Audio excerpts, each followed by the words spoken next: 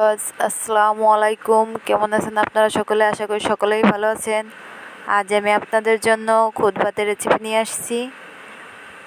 এর জন্য আমি 1 কাপ খুদের চাউল, হাফ কাপ ডাউল এবং এর সঙ্গে বড় সাইজের 2টা আলু, 1/3 কাপ পেঁয়াজ রসুন, কয়েকটা মরিচ, একটু তেল, লবণ, হলুদ দিয়ে একটা তেজপাতা দিয়ে ভালো করে মেখে নেব।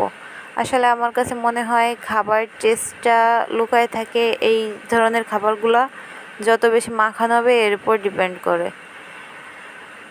আমি ভালো করে হাত দিয়ে মেখে নিচ্ছি।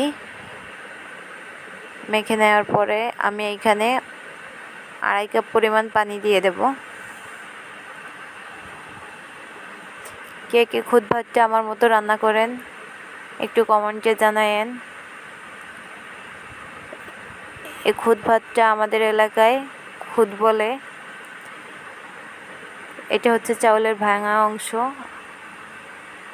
কার অঞ্চলে বা এলাকায় এইটাকে কী নামে ডাকা হয় আমাকে একটু কমেন্টে জানাবেন প্লিজ।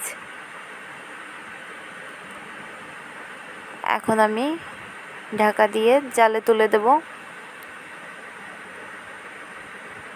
এই দেখেন কিছু সময় পর ঢাকনা তুলে এই পরিস্থিতিতে আমার খাবারটার আরও 10 মিনিট জাল করার পরে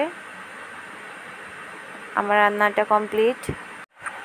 খুদ ভাত ভর্তা বা ভাজি দিয়ে ভালো লাগে, এজন্য আমি ডিম অমলেট করে নিয়েছি, শুকনা মরিচে ভর্তা করছি, আচার, একটু লেবু, একটুখানি পেঁয়াজ এবং একটা শুকনো ঝাল নিয়ে নিয়েছি।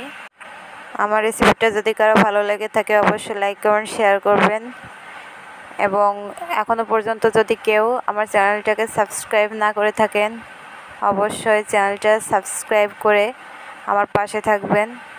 Thank you watching my video.